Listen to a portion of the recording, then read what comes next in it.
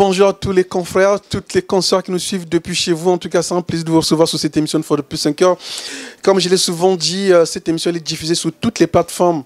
En tout cas, rien n'est épargné. Vous avez comme ça la chaîne YouTube de cette émission qui n'est autre que Autopsie. Vous avez la page Instagram de cette émission. Vous avez comme ça la page Facebook. Si vous ne suivez pas sur toutes ces plateformes, vous pouvez aller comme ça sur la chaîne JRTV. En tout cas, cette émission elle est aussi diffusée sur cette chaîne. Ce soir, mesdames et messieurs, c'est une exclusivité pour moi de vous présenter comme ça l'un des pionniers, je dis bien l'un des pionniers de la musique R&B rumba. En tout cas, ce que actuellement les gens appellent afro-musique, afro, je ne sais quoi. Il y a une personne qui, à son époque, avait su comment recevoir cette clé de la part certainement de notre bon Dieu, parce que c'est une inspiration et toute inspiration vient de Dieu. Cet homme n'est plus à présenter pour tous les grands mélomanes de la musique africaine et du Congo en grand particulier, je devrais dire. L'homme, c'est ce grand homme qui n'est autre que Ali Mouladi. Bonsoir, monsieur Ali. Salut à toi. En tout cas, je vais essayer comme ça de contenir mon plaisir et mes émotions parce que pour moi, c'est plus qu'un honneur de vous recevoir sur cette émission. Le plaisir est partagé en tout cas. Parce que, peut-être vous ne le savez pas, à l'époque de Sérénade, j'étais encore tout jeune, en tout cas tout jeune, je devais être à l'école secondaire, je pense que je devais être en 6e ou 5e, si je ne me trompe pas. C'est une chanson qui, jusqu'aujourd'hui, je l'ai à cœur et je l'ai toujours retenu parce que c'était du waouh. Alors, merci. Déjà pour rentrer dans le vif du sujet, je devais savoir comment vous est venue cette inspiration. Ah, c'est difficile de donner des explications. Une inspiration, elle est toujours mystérieuse. Une inspiration, c'est comme une force qui te prend et qui t'emmène toi-même déjà dans un territoire assez, je dirais, spécial, dont tu n'arrives pas forcément à connaître ni le début ni la fin. Donc voilà pourquoi la plupart des artistes souvent expriment le phénomène de l'inspiration par un état séguin en disant j'étais dans un état séguin, j'étais dans quelque chose que je ne peux pas déterminer. En ce qui concerne Sérénade, c'est un titre peut-être l'un des titres les plus rapides à écrire que j'ai eu à faire puisque je l'ai écrit dans le métro à Paris. Lors de la dernière séance des enregistrements de l'album Sérénade. Et c'est ce que j'ai toujours dit, aussi bizarre que ça paraisse, c'était, on va dire, le titre de trop. C'est-à-dire qu'il y avait 9 titres et l'ingénieur du son m'a dit que sortir un album avec un chiffre impair, ça porte malheur. Donc il était nécessaire que je puisse ajouter un 10e titre. Voilà, pour que ça fasse le chiffre 10. Moi, je lui ai fait comprendre qu'on peut prendre un titre... Non, on va y arriver. Voilà. On va y arriver parce que je pense que nous avons tout notre temps et puis l'histoire est assez belle quand même. Alors, je sais que vous êtes issu d'une famille où le Congo a eu la chance comme ça de recevoir l'un des plus grands chanteurs de ce pays. En tout cas, ça c'est un fait, il n'y a pas de débat là-dessus. C'est l'un des plus grands chanteurs que ce pays ait connu, en la personne de Fofana Mouladi. Alors, qu'est-ce qui a poussé votre personne à embrasser la carrière musicale? Est-ce parce que votre grand frère était dedans ou bien c'est parce que vous vous sentiez bien, vous vous êtes dit, moi, que le grand frère soit là ou pas, j'ai envie de faire une carrière musicale?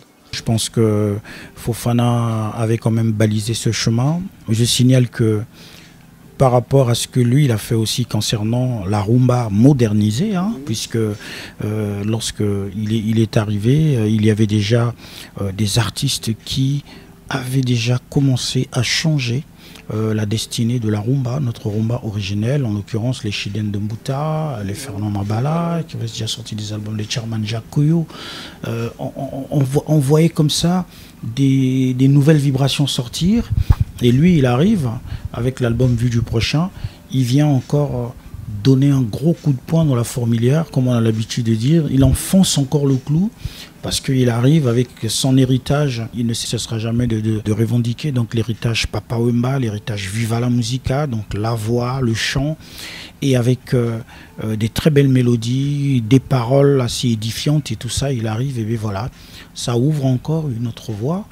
Et c'est vrai que moi, en voyant cela, les toutes premières scènes que j'ai eu à faire, c'était avec lui, Hein, ça, encore une fois, je le dis. Écolier que j'étais, encore au lycée, eh bien, les toutes premières scènes que j'ai eu à faire, même s'il était un tout petit peu réticent à la base, parce qu'il avait peur que la famille commence à dire, mais attends, donc lui aussi tu le prends, ah, donc lui aussi tu vas faire de lui un musicien, tout ça là. Mais voilà, au fait, tout a commencé, en tout cas en douceur. J'ai commencé à faire des chœurs derrière lui, tout discret derrière, donc ça m'a permis de faire les toutes premières scènes, les grandes scènes.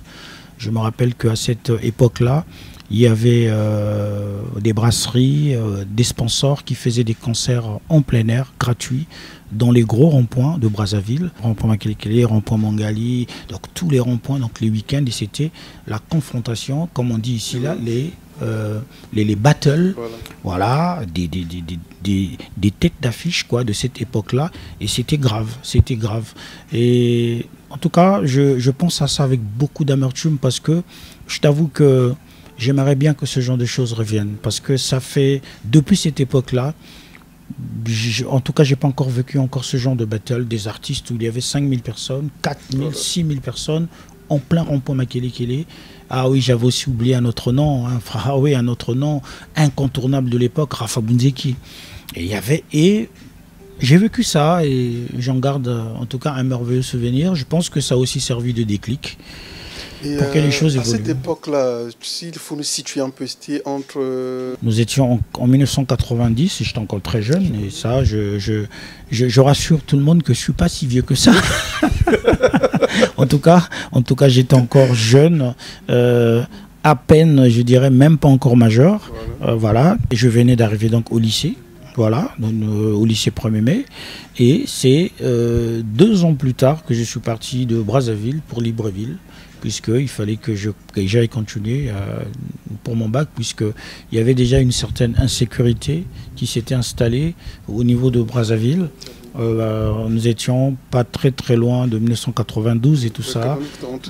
Il se passait déjà des choses pas bien sur place, et la famille a trouvé qu'il était nécessaire que j'aille faire le bac à Libreville, et j'ai quitté. Je suis parti à Libreville. Voilà. Oui, mais tout à l'heure, avant que je ne vienne, parce que j'ai annoncé quand même à pas mal de monde que je vais recevoir le grand Ali Mouladi, parce que pour moi, sincèrement vrai, vous êtes quelqu'un qui a vraiment su mettre les bases de la musique pop ou de la musique variété au Congo. Mais après, discutant avec la personne me dit oui, mais lui, à une époque de sa vie, il était disco jockey. Oui, il y a eu aussi cette facette de moi. Bon, je pense plutôt que cette facette... Est-ce que ce n'est pas l'un des facteurs qui a créé ce petit déclic? Disons que j'étais obligé un peu de travailler avec les DJ à l'époque, parce que j'avais adopté une façon de travailler qui m'était unique au fait à l'époque. À l'instar de ce que faisaient dans les sound systems les DJ jamaïcains. À l'époque, on était à fond, c'est-à-dire que sur les phases B des disques, ils prenaient la partie instrumentale et ils se mettaient à chanter et à écrire des chansons là-dessus. C'est ce que j'avais au fait. Du coup, je me suis passé de la voix, on va dire classique, qui consiste à aller dans un orchestre Manzanza avec des amis, de monter un orchestre, de chanter. J'ai un peu zappé cette voix, mais pour aller vers la voix où je prenais franchement du plaisir à écrire des chansons sur des instrumentaux qu'on trouvait sur les faces B des disques. Seuls les DJ avaient ces faces B des disques, donc il fallait aller dans une boîte de nuit pour avoir le vinyle, et derrière il y avait la face B, et là je disais à mon ami DJ Pichouane, à l'époque c'était avec DJ Pichouane, il y avait DJ Papi Soul, Soul to Soul que je salue, DJ Mohamed, DJ Tekwan. À l'époque c'était l'époque des grands DJ, alors là et c'était l'époque des grands concours des DJ sur des platines, faire du scratching et tout ça là. Et avec DJ Pichouane, qui se trouve actuellement aux États-Unis, eh bien, lui, il faisait le DJ, et moi, derrière, je me mettais à faire, donc à écrire, mais en essayant de coller au mieux à la chanson originale. C'est-à-dire que je pouvais l'écrire en lingala, je pouvais l'écrire en français. Dans la plupart du temps, c'était des titres R&B américains. Mais par contre, moi, je n'avais absolument rien à cirer, que ce soit en anglais. Je respectais les nuances, mais par contre, je me mettais à écrire en lingala, en français, en monokutuba. Je signale aussi qu'à l'époque, C'était aussi l'époque où le Zapparou de guerre, le vrai, ok, l'original, le rappeur, je dirais plutôt le toaster. Parce que lui, il n'était pas rappeur, lui, il était toaster. Donc, c'est plus, il faisait ragamuffin. Voilà. Donc, c'était pas vraiment le rap.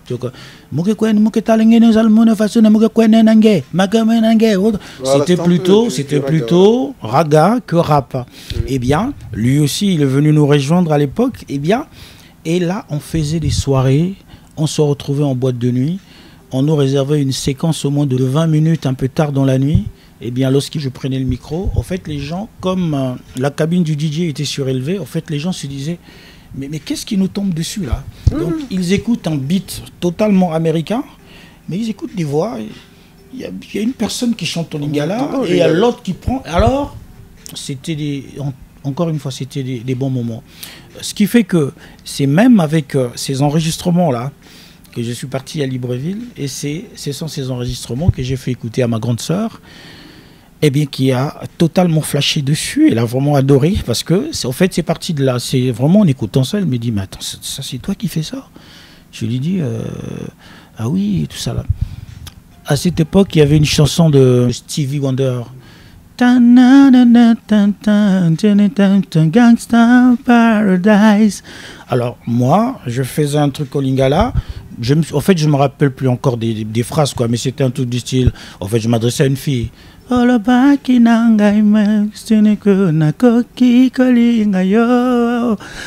y avait le toaster derrière qui faisait des trucs, et ma soeur a flashé, et ma soeur m'a dit, bon écoute, moi j'aime bien ça, on va se faire un deal.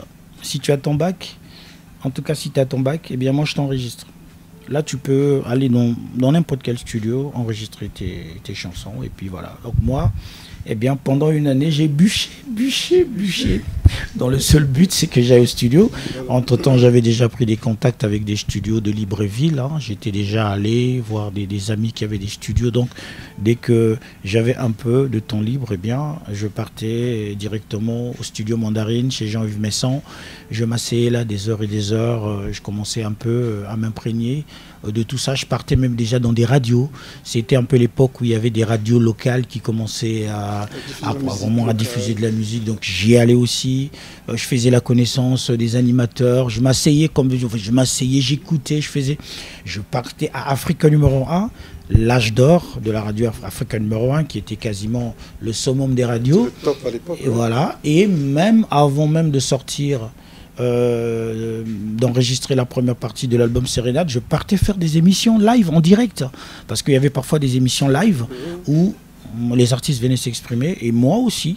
Donc on commençait déjà à m'écouter ici, à Brazzaville, à écouter Ali Mouladi, le frère de Fofana Mouladi. Soit parfois je me mettais à chanter une chanson de Fofana, soit je mettais... Et voilà, les choses sont parties de là. Tout au début, j'ai cru comprendre qu'une partie de Sérénade a été enregistrée en France. Sérénade a été enregistrée en France. C'est la seule chanson qui n'a pas été enregistrée à la base. En fait, je suis arrivé à Libreville parce que lorsque j'ai mon bac maintenant, finalement, j'ai mon bac, ma soeur dit « Ok, tu as ton bac, très bien, je respecte le deal. » Voilà. Après, moi, en fait, vu que j'avais déjà une petite maîtrise du circuit d'enregistrement, je lui ai dit « Écoute, Yaya, je vais enregistrer la première partie ici, je vais juste faire des enregistrements, mais j'ai remixé en France. » Donc, si tu me permets, j'ai déjà des musiciens avec lesquels je travaille ici, j'ai un arrangeur, je travaille, mais après, je pars en France avec. Ah, très bien. Donc, j'enregistre 9 titres, en fait. Donc, c'est sans ces 9 titres, c'est avec ces 9 titres que je pars en France pour... donc, je suis allé m'inscrire à l'école des ingénieurs de Compiègne, puisque j'avais fait un bac technologique, et je suis allé m'inscrire en génie mécanique. Donc, ce qui fait que, parallèlement aux études, bien sûr, c'était un peu difficile pour moi, mais bon, je me suis quand même arrangé. Et parallèlement à ça, donc avec ces 9 titres, j'avais les bandes à l'époque, on enregistrait les voix, toutes les parties audio, on les enregistrait sur des cassettes. Voilà, et puis ben, on avait les disquettes, on avait tout un tas de disquettes carrées dans lesquelles il y avait des données MIDI, donc des données, des dessins, quoi. Donc c'est avec tout ça là que je suis parti en France, et j'arrive en France, je prends encore contact avec des studios, et je choisis un autre studio. Voilà. à Ivry-sur-Seine, juste collé à Paris. Et là, je passe à la deuxième phase de l'enregistrement de Sérénade. C'est là où il se pose la question du 10e titre. Voilà.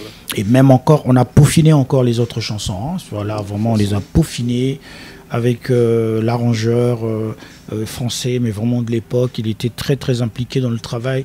Il a réécouté, il a corrigé, on a encore retravaillé. J'ai refait toutes les voix que j'avais fait à Libreville. J'ai gardé seulement les chœurs, parce que bon, voilà, les chœurs des filles, tout ça là, j'ai gardé. Et je me rappelle à l'époque, c'était la nièce de Patience Dabani, dont j'ai oublié le nom, qui a fait quasiment les 60% des chœurs. Après, j'ai rajouté ma voix encore. Et ce fameux 10e titre, Sérénade, j'étais un peu réticent, j'étais enrhumé. Moi, j'ai dit à Alain Félix, je suis enrhumé. Tu sais, ça fait 2 semaines que je travaille au studio. Donc, si tu peux prendre un remix, il a dit non. Rentre chez toi, réfléchis, ouvre tes cahiers. C'est sûr que tu dois avoir un titre. Et puis, demain, tu reviens, comme c'est le dernier jour. Arrive, moi, juste avec un texte. Et puis, moi, je vais faire la musique là. Je vais faire la musique. Bon, je suis parti, je n'étais pas convaincu de toute façon, et je suis parti. Et le lendemain, c'est au moment où je repars au studio, dans le métro, c'est là où je prends un stylo et je commence à écrire Sérénade. Pour ceux qui connaissent bien la structure des chansons, une chanson conventionnelle a 3 parties. Donc il y a un premier couplet, un refrain, un deuxième couplet, un refrain. Après, on fait un petit pont au milieu, une petite partie musicale. Comme à l'époque, c'était surtout ça. Aujourd'hui, même les parties musicales là n'existent plus. Mais avant, dès qu'on finit, il y a une petite balade. Soit c'est la guitare, soit c'est le clavier. Et après, on passe à une dernière partie qui est souvent la répétition, parfois de la première ou de la deuxième. Mais lorsqu'on écoute Sérénade, au fait, il n'y a que 2 parties. En fait, il n'y a que 2 parties qui sont, en fait, clonées. Il y a Yonzele au Kangai, après le passé Nangai, ça s'arrête là. Et même encore, le deuxième couplet est 2 fois plus petit que le premier. C'est-à-dire que le premier couplet doit avoir au moins 16 mesures et l'autre doit avoir 8 à peine. Donc en fait, j'étais en train d'écrire, après j'ai fini, j'ai dit bon, terminé quoi. Je vais me débrouiller avec. J'étais pas convaincu du tout. Pas convaincu. Eh bien, c'est devenu de la pierre angulaire. Et j'arrive au studio, je dis à Alain Félix, je lui dis, bon, tu sais, moi j'ai écrit un truc, mais bon, en tout cas, je ne sais même pas ce que ça va donner. J'ai écrit comme ça, il me dit, ok, il me dit, chante. Donc, au fur et à mesure que j'étais en train de chanter, il a trouvé des accords, il trouvait des accords, il trouvait des accords, il trouvait des accords, et puis après, bon, écoute, allez, on est parti, on enregistre. Après, il a dit, il n'y a pas grand-chose hein, à l'intérieur de Sérénade. Lorsqu'on écoute, c'est une musique, il n'y a pas grand-chose. En tout cas, c'est une basse. Il y a toute la structure rythmique, il y a la batterie qui est là, mais après, vraiment, on retrouve que des petites nappes qui planent derrière la voix. J'ai jamais vu une chanson aussi minimale. C'est vraiment une chanson minimale. C'est peut-être ça le secret. Je pense que quelque part, il faut aussi le dire, parce qu'avec avec l'expérience, je me suis rendu compte que parfois, c'est en cherchant à compliquer les choses, mais parfois c'est là où ça ne... Voilà. Et les choses qui marchent, en tout cas, dans la logique, c'est souvent les plus simples. Lorsqu'on prête l'oreille, on se rend compte que mais finalement, il n'y a que 2-3 trucs, quoi. Mais c'est peut-être ça la magie, je pense. Maintenant, sachant que c'est une chanson que vous avez fait à la va-vite, lors de la sortie de l'album, lorsque c'est cette chanson qui a vraiment porté l'album au summum, c'est cette chanson qui a vraiment accroché. Quelle était votre réaction? Disons que ça n'a même pas commencé à la sortie. Ce dilemme était déjà présent. Je finis en fait d'enregistrer. J'ai ma cassette à l'époque. Hein. Il y avait 2 supports voilà, de conservation. Il y avait un support pour le pressage des disques qu'on appelait le DAT. Ça, on le prenait, on le gardait au chaud parce qu'on ne pouvait pas l'utiliser avec n'importe quel appareil. C'était un appareil professionnel, spécial. Et il y avait une copie sur cassette pour les écoutes, bon, comme le CD aujourd'hui à l'époque. Donc, j'attends les vacances d'été pour répartir au Congo. Et c'est à ce moment-là que, bien sûr, j'arrive sur place, au pays, et mon frère, eh bien, je lui fais écouter, il écoute, il dit ah, vraiment, mais c'est spécial ta musique. Genre, je place déjà le contexte à l'époque. Extra Musica venait de sortir les nouveaux missiles, qui trustaient déjà les charts.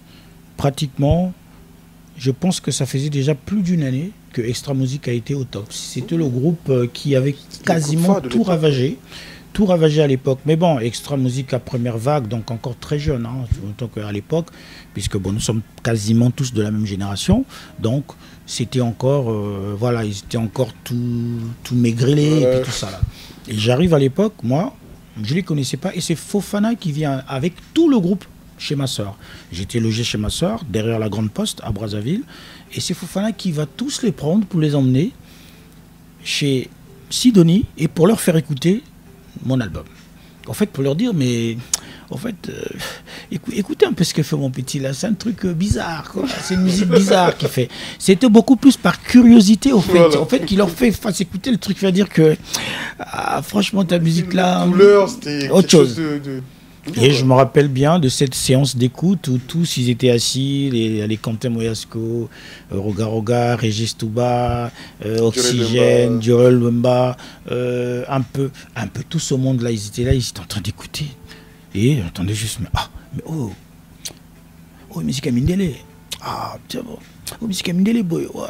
Ça bloque, boy, tout ça. Donc, vraiment, ça commençait à discuter.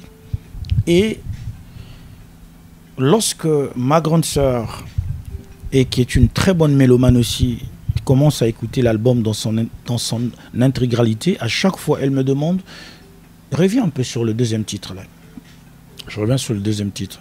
Alors, le problème des cassettes à l'époque, c'est que on ne pouvait pas appuyer sur un bouton. Donc, tout le temps, il fallait rembobiner. Parfois, ça dépasse. Parfois, on le sort. Et puis, avec le stylo, on tourne.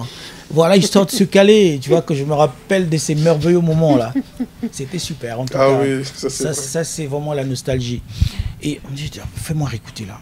Elle réécoute. Moi, j'ai dit, mais attends, mais qu'est-ce que toi, tu as à réécouter cette chanson-là? Mais écoute les autres chansons, parce que... en fait, il y a certaines personnes qui effectivement ne se rendent pas compte et en fait n'intériorisent pas forcément pourquoi je suis nommé comme étant le précurseur de l'urbain tel que on le fait aujourd'hui. Moi, je veux revenir un peu à ça, le contexte. Avant que je vienne avec l'album Sérénade, il y a déjà eu plein d'artistes au pays qui avaient déjà fait des albums, en tout cas avec des couleurs qui sortaient carrément de l'ordinaire. Un peu, il y avait les Herbert Massamba qui faisaient beaucoup plus du reggae.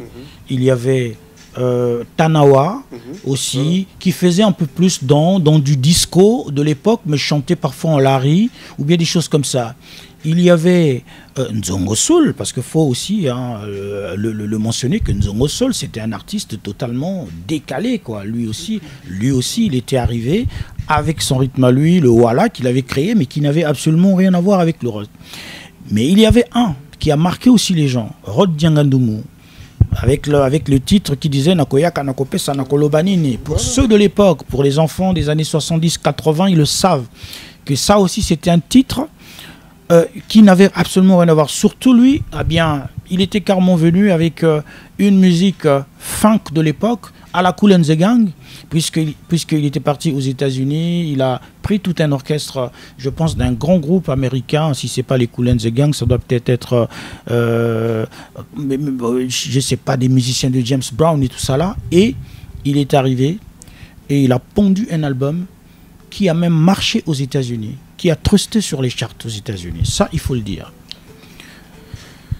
Mais la particularité avec moi, c'est que j'arrive, au fait, avec une musique, mais totalement commerciale. C'est-à-dire que le but ultime, c'est qu'il faut que cette musique se vende, au fait. Et je viens sur des choses, des rythmes, qui venaient à peine de sortir. Le rap, c'était vraiment le... Il y avait quelques petits groupes qui s'essayaient de faire un tout petit peu de rap. Je me rappelle à l'époque, à Brazzaville, lorsque je suis venu, et je salue mon frère DJ Willy à l'époque. Aujourd'hui, on dit Willy 100, mais à l'époque, c'était DJ Willy. Il avait le groupe RNS. C'était le tout premier groupe de rap au pays. Il y avait Warriors of the Peace, il y avait des groupes comme ça. En tout cas, ils commençaient à sortir comme ça, à pointer leur bout de nez. Mais moi, j'arrive avec un album de 10 titres où on retrouve des titres de rap, où on retrouve des titres de raga à tous les potes du monde. Pour ceux qui connaissent bien le premier album, Mon nom c'est Black Ali, aujourd'hui je me mets à votre service pour vous injecter ce que j'appelle ma potion magique qui va vous entraîner dans un monde tellement magnifique. Sur un rythme totalement raga, j'arrive avec. Je suis le premier à le faire à cette époque-là. Des titres comme À toi, je suis le premier à le faire. Et le côté R&B, effectivement, C'est ainsi la vie. Des titres comme ça, même Sérénade. Et voilà pourquoi lorsqu'on me posait la question, c'est quoi ta musique, si tu peux nous donner un nom. Moi, je disais, je fais la rumba R&B. J'ai été le premier à sortir, et ça, je le dis sans prétention. Parce que souvent, on dit chez nous, en Lingala, que histoire va changer à côté. Il faut le dire. Je disais, je fais de la rumba R&B. C'est ce que je disais à tout le monde. Je fais de la rumba R&B. Et après, c'est peut-être quelques années plus tard qu'il y a eu, 2 ans, je pense plus tard, il y a eu les Bissonabisso, voilà, qui sont arrivés, voilà, les Passy sont arrivés. Et puis... L'album a été diffusé pour la première fois où? En France ou au Congo? Alors, l'album a été diffusé, en tout cas, l'album dans sa version commerciale, finie, a été diffusé au Congo. Parce que lorsque je termine les enregistrements, je suis au pays le temps des vacances et c'est à partir de ce moment-là que, comme je te le disais tout à l'heure, ma grande sœur qui flaire un truc qui plane dans l'air, hein, comme le disait Bob Marley, natural mystic, in her, dans l'air comme ça, hein, un mystère naturel sur Sérénade, sur des titres. Elle dit non, moi je peux pas te laisser repartir comme ça. Tu vas faire le clip de Sérénade. On a passé toute une nuit à se chamailler parce que je voulais pas faire le clip d'une chanson slow. Wow. Moi je disais, moi je vais pas faire une chanson, le clip d'une chanson slow. Attends, tu parles une chanson comme ça, mais moi je veux pas. Je sais pas, moi je veux faire mes trucs, il y a des trucs de chant, il y a des trucs de rap, à l'intérieur. Ma soeur me dit, tu vas faire le clip de cette chanson. C'est moi qui paye le clip. En tout cas, je l'ai fait à contre-cœur. Et elle avait déjà rencontré Médard Milandou à l'époque, que je salue aussi parce qu'il a aussi été l'un des acteurs, en tout cas, sur cet album-là. Parce que c'est Médard Milandou qu'elle va voir, elle va lui faire écouter, Médard Milandou flash aussi sur le titre, Médard Milandou dit, c'est ce clip-là qu'on va faire. Parce que le premier clip, c'est Médard Milandou qui a été le réalisateur avec le matériel de Télé Congo, puisque à l'époque, on faisait des clips qu'avec du matériel de télévision. Il n'y avait pas encore des petites caméras ou des appareils, ça n'existait pas du tout. Donc, à cette époque-là, tu veux faire un clip, tu vas à la télévision, tu payes 1 million minimum et on déplace, ah oui, et on déplace la grosse caméra Betacam. 1 million de francs CFA. Oui, minimum, sinon plus. Donc, tu arrives parce que ils déplaçaient tout un matériel, des grosses caméras, voilà. Exact, des grosses caméras Betacam, des gros moniteurs Sony hein, de l'époque et tout ça là. Donc, il y avait en fait quasiment une régie hein, qui déplaçait. Donc, ça, il finissait, il montait à la télé, et puis tu avais ton clip, et c'est ce qui s'est passé. Et lorsque Sérénade sort, le clip était même sorti avant même qu'on envisage de vendre les cassettes.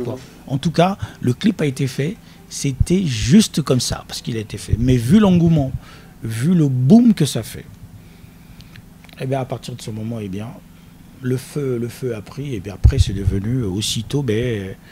il y a une personne qui s'est pointée, dit non, il va falloir qu'on sorte des cassettes. Les distributeurs ont commencé à me courir derrière. À l'époque, c'était les Globe Music, les Ndiaye, les Bono Music, tous ces gens-là qui commençaient à me courir derrière. Et après, bon, on a commencé, donc on a commandé. C'est là où on a fait la commande des cassettes en France. Le lot est arrivé.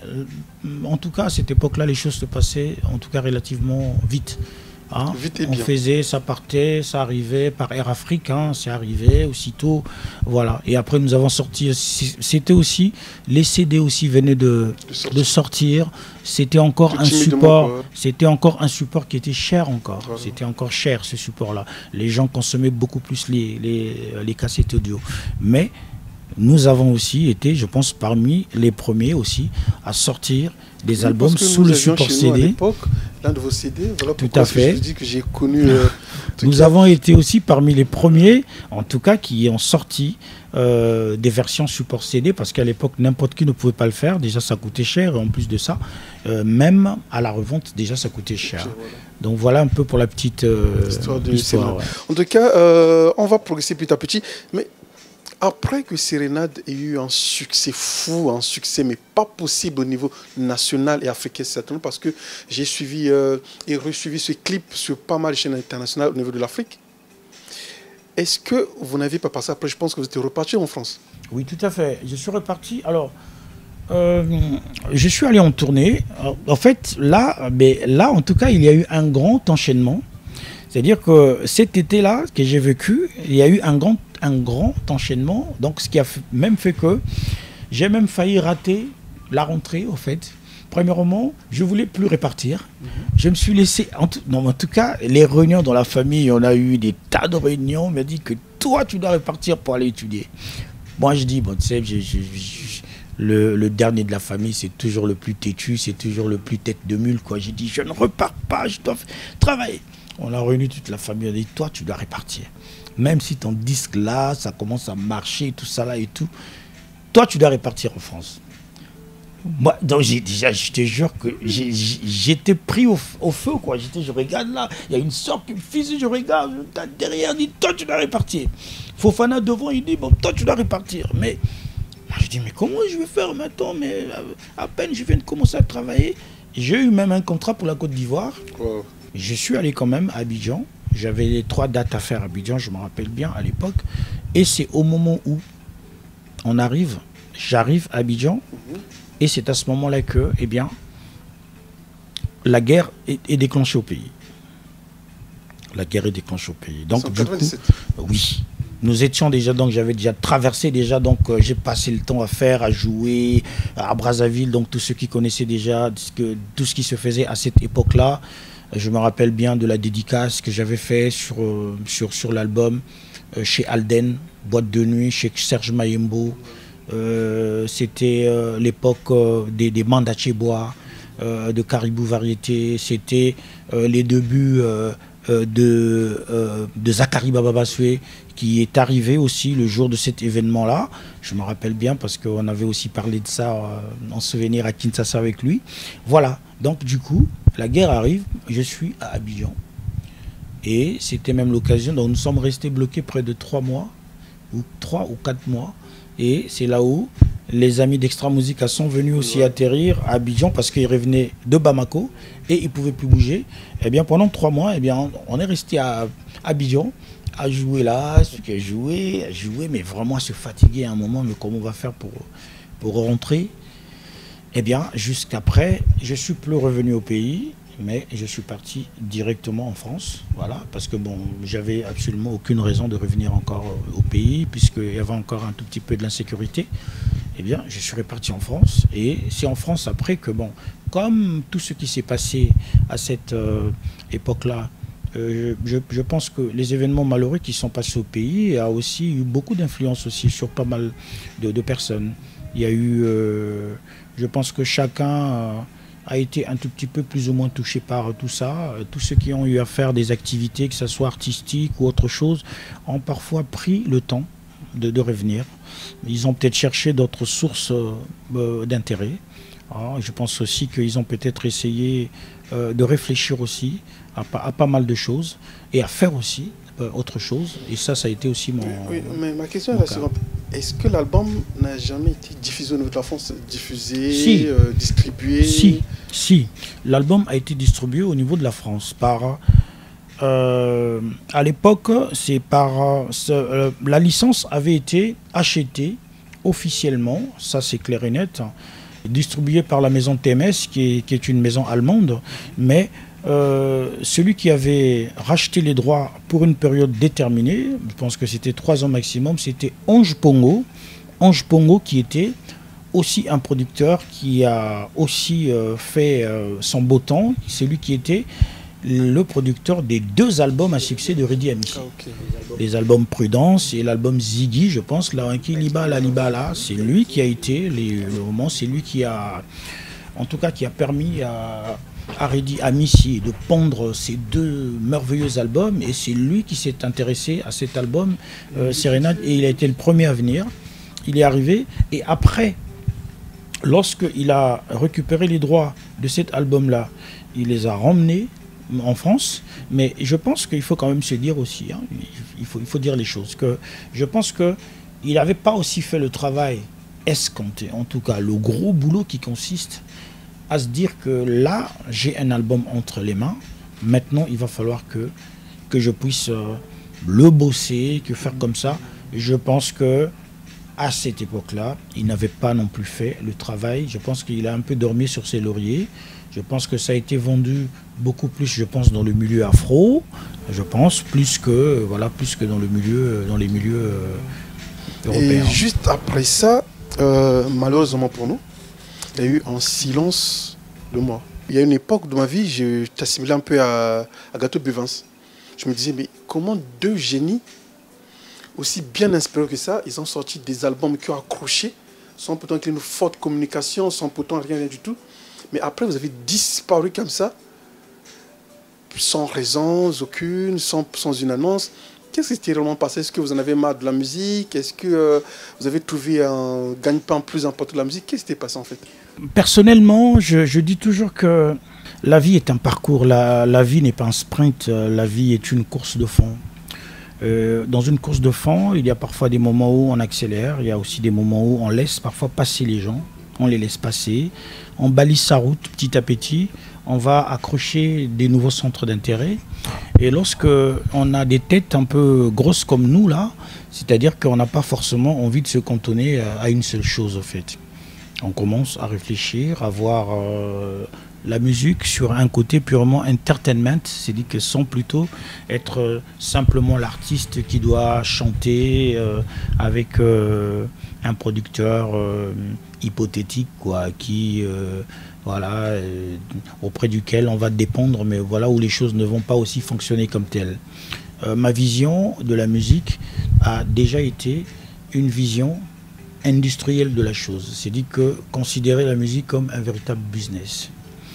Et voilà pourquoi, lorsque je suis reparti en France, après un peu toutes ces péripéties-là, j'ai fait ce que, je dirais, bon nombre de personnes font, mais plutôt peut-être dans d'autres pays. C'est-à-dire, je suis allé apprendre toute la chaîne de production, toute la chaîne, autant au niveau de la production, comment tous ces produits sont faits, les stratégies sur des produits, dans un seul but. Le but, c'est de maîtriser un tout petit peu la chaîne pour me permettre véritablement d'être un musique-preneur, c'est-à-dire un entrepreneur dans la musique.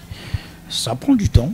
Parallèlement à ça aussi, comme j'avais déjà un cursus dont il fallait que je termine, puisque mes parents m'ont dit, alors là, n'essaie même pas d'arrêter, et il faut que tu finisses ton cursus. Ce cursus, je l'ai fini. Mais après, je suis allé faire autre chose. Je suis allé faire de la communication, de la publicité, je suis allé apprendre beaucoup de choses, des logiciels, je suis rentré, j'ai fait des stages. Ce qui est bien en Europe, en France, c'est que si tu as vraiment envie d'apprendre, eh bien, je peux te dire, tu vas apprendre.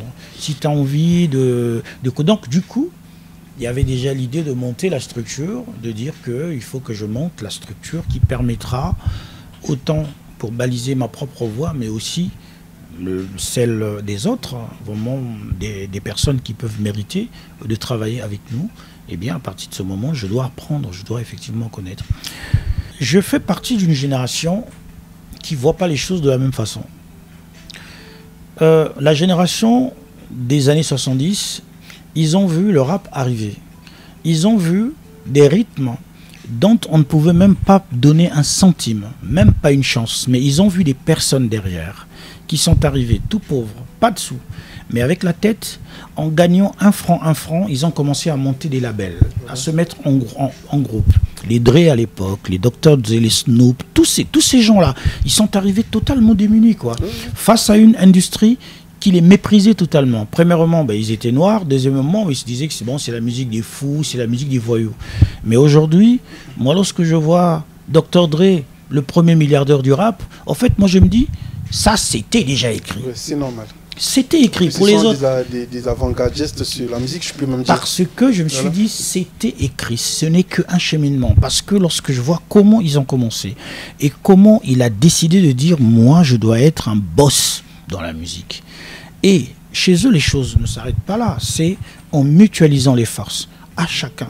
Celui qui gagne, il tire l'autre. L'autre gagne. Hein? Snoop a tiré un tel, Dre a tiré un tel et un tel. Merci pour cette parenthèse. Juste pour savoir, quelle analyse fais-tu aujourd'hui de notre musique, en fait, de notre manière de fonctionner, où vous avez un seul groupe, par exemple, ou un seul individu qui monopolise tout, bien qu'il a la possibilité de, certainement, à mon avis, de parfois ouvrir une porte aux autres, d'apporter un petit soutien. Ils ne le font pas. Face à ça, qu'est-ce que vous dites? Parce que jusqu'à aujourd'hui, regardons bien le marché de la musique congolaise. On a quasiment l'impression qu'il n'y a pas des stars, quasiment comme s'il n'y avait pas des artistes. En dehors de Roga Roga, vous avez un peu aujourd'hui Nouvelle Horizon qui vient à peine de sortir, vous avez Kevin Boadé. Mais malgré tout ça, chacun essaie tous d'évoluer dans une case bien spécifique à lui, ne laissant aucune chance aux autres. Face à ça, vous dites quoi? C'est d'abord un état d'esprit, au fait. Je pense que quelque part, il faut voir les choses dans sa globalité. Il y a une part, je pense qu'il y a une grosse part de, comment est-ce que je peux m'exprimer, quel est le mot que je peux chercher, de non-prise de conscience de l'artiste lui-même, des acteurs, mais déjà des pratiquants, des praticiens artistiques, des artistes, musiciens, ceux-là déjà. Comment est-ce que on peut comprendre que jusqu'à présent, les artistes du pays n'ont jamais fonctionné, mais comme les artistes des pays qui marchent? Il n'y a qu'à prendre des exemples sur le Nigeria, sur la Côte d'Ivoire et sur d'autres pays, et même encore chez nos frères d'en face. Même si ce n'est pas parfait aussi, il y a encore beaucoup de choses à faire de ce côté-là, mais n'empêche qu'ils emploient quelques méthodes. J'ai aussi l'habitude de dire une chose, que le trône de la musique est tellement énorme et vaste qu'une seule paire de fesses ne peut pas couvrir le trône de la musique. Nous sommes le seul pays où chacun se dit roi de quelque chose. Il y aura toujours le roi de ça, le roi de ceci, mais un roi, dans le sens propre du terme, ben un roi, en tout cas, il y a toi, mais il y a aussi tous les attributs qui vont autour. Hein. Alors si tu es le roi juste de 2 spectateurs ou de 4 spectateurs, moi je pense que ça ne sert à rien, quoi. On passe beaucoup plus le temps dans les artifices, mais ce sont souvent des artifices qui sont creux. C'est-à-dire que on ne sait pas encore de quoi l'artiste est capable aujourd'hui. Donc, en gros, on peut dire que notre musique est plus ou moins malade, notre domaine culturel mais bien sûr est plus ou moins malade. Mais bien sûr que si. Et après, on peut aussi voir du côté même de la juridiction artistique. La musique au Congo, dans mon pays, est-ce que la musique est vraiment un métier, un boulot tel qu'on le dit? Pour que une activité soit considérée comme un métier ou un boulot, ben, il faut qu'il ait, on va dire, un caractère juridique, c'est-à-dire qu'une raison juridique. C'est quoi un artiste? Où sont les textes qui régissent son métier? Le métier. La convention collective des artistes. Est-ce que l'artiste paye des impôts? Est-ce que l'artiste cotise? Voilà, puisque comme tout métier, il y a la prévoyance. C'est-à-dire que je joue aujourd'hui, on me donne 100 000 francs, bon, on va enlever 20 000 francs pour aller cotiser pour que le jour où j'aurai 60, 65 ans, qu'on vienne me dire, bon voilà, ce que vous avez cotisé, c'est un métier, quoi. Mais comment peut-on accepter qu'au XXIe siècle, jusqu'aujourd'hui, ce métier n'a aucune raison juridique, aucun statut juridique? C'est-à-dire qu'il n'y a pas un bâtiment où on arrive, où si j'ai envie de défendre mes droits, en tant qu'artiste, si j'ai envie de poser n'importe quelle question, je frappe là, eh bien, je vais me mettre en face des juristes, des personnes qui me diront, monsieur, regardez ce que vous allez faire. La rémunération des artistes, elle est totalement désorganisée, elle est totalement, alors de ce côté-là, les droits d'auteur, mais même lorsqu'ils sont payés... En fait, juste pour savoir, vous en avez déjà touché au niveau du Congo? C'est une histoire. Juste une petite anecdote, je reviens lors de mon 2e album Bouge, après la guerre, hein. Donc j'arrive, nous sommes en 2005, je reviens ici. Mon frère Fofana me dit, ah tiens, c'est bien qu'on aille au BCDA parce que je pense que là-bas, il y a peut-être quelque chose. Parce qu'un jour, je t'ai passé, on m'a dit que tu avais beaucoup d'argent là-bas. Je signale que avant que la guerre arrive, nous étions en 1995, 96, 97, jusqu'à ce que les conflits sont arrivés au pays. Mes chansons étaient parmi les plus jouées au pays. Donc, s'il fallait les calculer en droit d'auteur, je pense que ça devait générer beaucoup plus d'argent. J'arrive en France, je me renseigne au niveau de la SACEM. Je n'étais pas encore inscrit à la SACEM à l'époque. Maintenant, je le suis déjà depuis pas mal d'années. Mais à l'époque, j'étais inscrit au BCDA parce que l'album, puisque je l'avais sorti d'abord au Congo, donc il fallait déjà que je fasse les déclarations à la BCDA. Au niveau du bureau congolais du droit d'auteur. Et là-bas, ils me montrent des fiches, des répartitions, des fiches, de l'argent, puisque la SACEM, c'est un peu le bureau qui sert à répartir l'argent auprès des bureaux, donc des succursales en Afrique. Entre autres, le BCDA. Ça faisait beaucoup d'argent, dont je n'ose même pas te dire. Ça faisait beaucoup d'argent. Donc, lorsque moi j'arrive, je me dis, ah, au niveau de la SACEM, on m'avait vraiment déclaré vraiment qu'il y avait des fortes sommes. Et j'arrive à Brazzaville, on me sort 22 000 francs. En tout cas, veuillez m'excuser. Veuillez m'excuser à mon pays, le Congo. On me sort 22 000 francs. Juste de quoi payer votre transport. Juste pour le transport. Et je suis resté abasourdi. Et c'est à ce moment-là que, lorsque je suis reparti en France, j'ai mené les démarches auprès de la SACEM. Mais n'empêche que les œuvres diffusées au Congo, ces œuvres sont toujours sous tutelle de la SACEM qui doit être chargée de les répartir, de récupérer des droits, mais encore une fois, ces droits-là, la répartition, j'aimerais bien connaître comment ces droits sont effectivement répartis. Donc, il y a tout ça qui ne peut pas mettre en place un climat, faire en sorte qu'il y ait un certain star system, parce que les artistes donnent du rêve. C'est pas pour rien que les Américains, ils cultivent ce rêve-là. Parce que le rêve, c'est d'abord de montrer aussi que notre pays, nous sommes capables d'arriver à un certain niveau.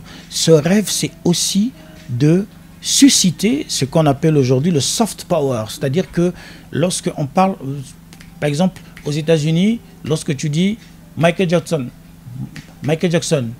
tu dis États-Unis. Voilà. Lorsque tu dis Magic Johnson, États-Unis. Lorsque tu... N'importe quel nom, Beyoncé, États-Unis. Et lorsque tu arrives en France, tu vois, Johnny Hallyday, France. Matt Pokora, France. Matt Gims, voilà. France. Kofi Olomide, RDC. C'est le soft power. Ce sont des vecteurs du soft power. Le soft power, c'est ce grain. C'est ce petit grain d'une douceur incroyable qui pénètre les âmes et qui font aimer un pays, une région, un monde. Une culture, c'est ça. Mais les artistes sont les premiers, les artistes, les écrivains, tous ces leaders d'opinion, ils sont les premiers à susciter. Lorsqu'on dit Bob Marley, Jamaïque, et il a été le premier à donner le soft power jamaïcain par la musique qu'il avait fait. Mais pour ça, mais il doit vivre de ses œuvres. Il doit aussi se considérer comme une personne qui n'est pas comme les autres. Un artiste n'est pas comme les autres. Monsieur Ali. Juste après, vous êtes venu avec Bouge. Bouge est arrivé en 2005. En 2005, mais malheureusement, le constat le plus amer, c'est que Bouge n'a pas eu l'accueil attendu. Bouge n'a pas eu les mêmes effets que Sérénade. Oh, ce n'est même pas question d'accueil. Disons simplement que je n'ai pas eu le temps de travailler sur Bouge. Parce que je suis arrivé sur un séjour d'un mois. Je pense qu'en un mois, on n'a pas vraiment le temps de faire grand-chose. Ça, c'est clair. J'étais encore, comme je le disais, à cette époque-là, j'avais pas mal de sources et de centres d'intérêt. Donc, ce qui a quand même fait que je suis arrivé, j'ai présenté l'album, j'avais fait un clip ou deux, et après j'ai tourné le dos, je suis reparti. Et puis voilà, comme toujours, un travail, on doit le faire dans la constance, on doit le marteler. Ça n'a pas été le cas, mais c'est ainsi va la vie, c'est le destin de pas mal des albums qui sortent parfois. Voilà pourquoi j'ai pris comme leitmotiv que tous ces albums, ces chansons, ces pépites, comme moi je les appelle, maintenant, je repars sur des albums qui sont déjà sortis, des chansons, et je prends parfois le temps de récupérer une chanson, de le récupérer, en tout cas, et de le refaire, soit de le remixer, mais tout en gardant la couleur, parce que ces chansons ont été faites avec le même professionnalisme que les autres, mais n'ont peut-être pas eu le temps d'être connues. Et moi, je dis, je ne peux pas les laisser passer. Donc, toutes ces chansons vont ressortir et vont revenir à l'ordre du jour. Aujourd'hui, vous avez revêtu ce costume de producteur, le manager de votre label qui est le studio 203. Vous êtes à la fois, parce que tout à l'heure je suis arrivé au studio, je vous ai vu manipulant tout cet arsenal des appareils. Donc je ne sais pas si vous êtes aussi devenu beatmaker. Je fais du beatmaking à mes heures perdues, mais je pense qu'il y a des beatmakers pros, en tout cas, qui le font très bien. Moi, je suis beaucoup plus au niveau de la prise de son et puis au niveau du mix. Hein, je pense que c'est plutôt mes deux domaines de prédilection. Et après, travailler où je mutualise les choses. C'est-à-dire que je fais ce dont je suis capable de faire et après, eh bien, je fais prendre le relais. C'est-à-dire que lorsqu'une fois qu'on a fini de faire un mix d'un produit, un enregistrement d'un produit, tout est nickel, tout est dans la boîte, eh bien, selon en tout cas l'importance à donner au produit, soit je le garde ici, soit je donne un coup de fil, voilà, à un ingé son qui se trouve de l'autre côté à Paris, je lui envoie les données, il mixe et puis voilà, c'est souvent comme ça qu'on travaille. Parce que nous chutons peu à peu vers la fin de cette émission. Tous les problèmes que vous avez évoqués, le BCDA qui ne donne pas les droits comme il faut, vous aviez un problème au niveau de la distribution au niveau du Congo, vous aviez un problème d'impression des supports au niveau du Congo. En fait, il y a pas mal de petits soucis comme ça. En gros, on peut dire que l'industrie musicale au Congo est totalement morte. Et tu vois. Mais pourquoi avoir choisi? Parce que pour tous les artistes africains, le rêve, c'est l'Europe. C'est une fois arrivé en France, et s'il faut faire les va-et-vient, on va un peu avec nos confrères de la RDC, ce qu'ils font, les Fali et autres. Mais pourquoi est-ce que vous avez décidé de venir installer votre structure au niveau du Congo et comme ça produire les artistes congolais, sachant que c'est difficile de les vendre et récupérer votre investissement? Bon, disons que c'est ce que tout le monde fait. Je pense que c'est une question d'époque. Hein. Il faut vivre avec son temps. Aujourd'hui, l'Afrique est devenue, et ça c'est une réalité, le point focal de toutes les activités porteuses, je dirais, d'argent, porteuses En fait, les économistes ont compris que l'avenir du monde aujourd'hui passe et passera par l'Afrique, parce que la jeunesse africaine, elle bouillonne. Il n'y a pas une jeunesse plus bouillonnante que la jeunesse africaine. Dans chaque pays, quelle que soit sa situation, quelles que soient les difficultés qu'il y a, des pays dont les habitants vivent sous le seuil de pauvreté, tout ça, quel que soit, lorsqu'on sort de ces données, eh bien, qu'est-ce qu'on voit? On voit une jeunesse qui bouillonne, une jeunesse qui veut avancer, une jeunesse qui va pêcher le rêve tous les jours. Et je suis inscrit dans cette optique-là, parce que toute ma vie, j'ai toujours été celui qui pêche le rêve à l'endroit où il est, qui va aller le chercher. Et pour moi, je me dis que j'ai beaucoup plus de choses à apporter ici que là-bas. Effectivement, je suis à cheval, toujours à cheval entre la France et le pays. Ma petite famille, mes enfants, ils sont là-bas, j'y vais, je reste, je fais ce que j'ai à faire, les activités que j'ai à faire, mais ça me tient en tout cas à cœur de contribuer, malgré les difficultés, à ce que les choses se structurent un peu plus, parce que il n'y a rien de plus porteur, il n'y a rien, en tout cas, qui donne beaucoup plus un sens à la vie d'un pays que sa culture. Et ça, c'est clair et net, ne nous trompons pas, la culture restera ce pétrole inépuisable, voilà, qui ne pourra jamais s'épuiser. Pendant qu'on va aller sous terre, peut-être que le pétrole finira demain, peut-être que les minéraux se feront rares, mais la culture, en tout cas, ça finira pas. Alors, aujourd'hui, vous êtes dans la production. Vous êtes dans quel type de production? La production scénique, exécutive? Vous serez d'accord avec moi que la production comprend plusieurs secteurs? Tout à fait. Alors, 203 Interaction est une structure, est une société à responsabilité limitée qui, en fait, contient en son sein différents pôles. Il y a déjà deux principaux pôles qu'il faut effectivement retenir. Il y a le côté artistique où on trouve le studio 203, là où nous sommes, là. Donc ça c'est on va dire le cœur du pôle artistique. 203 Interaction, c'est le studio 203, c'est des artistes qui sont managés et produits par la structure. En l'occurrence, il y en a deux au moment où je te parle. Ali Mouladi lui-même, l'artiste, est produit par 203, et Elsa Fila, qui est produit par 203. Elsa Fila, dont les singles sont sortis, et voilà. Et je pense que pour ceux qui suivent l'actualité, ils savent tout le travail que le label 203 fait derrière. Et à côté de ça, nous avons un pôle communication. Dans le pôle communication, nous faisons, eh bien, envers des personnes physiques, morales, c'est-à-dire que des sociétés, des institutions, nous faisons de la communication, nous faisons de la stratégie, du conseil, du placement de produits, et nous avons même aidé certaines sociétés à s'implanter, parce qu'au moment où ils étaient prêts à s'implanter, il y avait quand même des choses qui manquaient sur place, c'est-à-dire qu'il fallait voir, tâter déjà le terrain, faire quelques études de terrain, essayer de faire des business plans pour ces sociétés, mais surtout en nous axant sur le côté comme le côté communication. Voici au fait, donc 203 est un parasol. En bas, eh bien, il y a différentes branches et effectivement, eh bien, et même là, nous avons mis en place l'autre branche qui intéresse les étudiants, Campus France Access, ça s'appelle, qui permet aux étudiants qui veulent aller en France pour aller étudier, eh bien, nous nous servons d'interface en leur permettant de constituer leur dossier et de passer par Campus France, de faire ça. Ça, c'est aussi un pôle qui dépend aussi de 203 interaction. Donc, c'est pas seulement la musique, c'est vraiment un petit campus. Eh bien, c'est une grosse idée. C'est une grosse idée qui a pris du temps, en tout cas, à germer. Mais aujourd'hui, eh bien, cette structure, je pense, est en train de faire son petit bonhomme de chemin. Et puis voilà.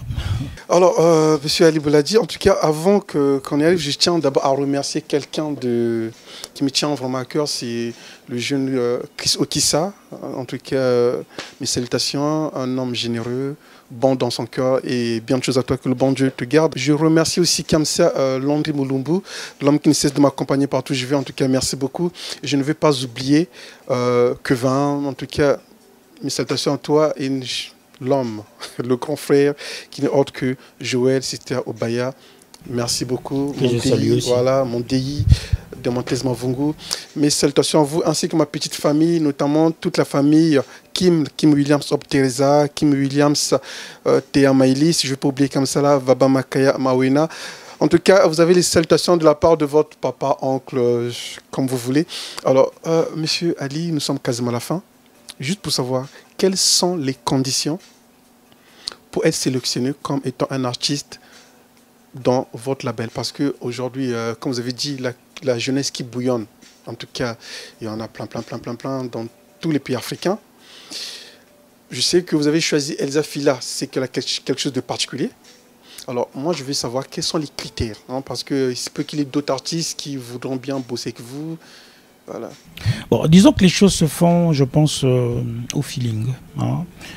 Les artistes ont cette capacité de sentir les choses. Et puis, il y a comme ça des petites voix qui te disent que je pense que là, tu es en face d'une pépite, tu es en face voilà, d'un minerai au fait, qui ne demande qu'à être poli, quoi. Ça, c'est le diagnostic d'un homme d'affaires ou bien d'un autre artiste? De l'artiste homme d'affaires. De l'artiste homme d'affaires. Parce que vous avez le volet artiste. Oui, tout à fait. Mais vous avez le volet homme d'affaires oui, qui, je pense qu'à mon avis, est souvent très rigide. Oui, mais je tiens beaucoup compte. Met de côté les sentiments, met de côté les émotions. Tout à fait. Voilà. Mais l'artiste que je suis ne peut pas laisser le côté artistique. Parce que lorsque le côté artistique est balisé, c'est là où on gagne de l'argent. On ne produit pas comme ça, mais on produit en se disant, parce qu'il faut donner un sens à l'artiste et à chaque projet. Où est-ce que ce projet va? Pour qui? Pourquoi? Et aussi, bon, pour quel but, quoi. Sinon, bon, finalement, on y arrive pas. Pour le moment, j'ai l'habitude de dire que nous sommes un peu dans le cadre artisanal. C'est-à-dire que nous préférons nous focaliser sur des produits que nous travaillons pour que ça puisse effectivement produire. Et c'est par rapport aux fruits de ces travaux que, eh bien, au résultat positif, eh bien, que nous souhaitons bien sûr de tout notre cœur, que nous pouvons bien sûr nous permettre maintenant soit de récupérer une personne encore une fois de s'occuper de cette personne intégralement, parce que c'est ça. On ne va pas juste signer et faire une signature et puis laisser la personne à l'abandon.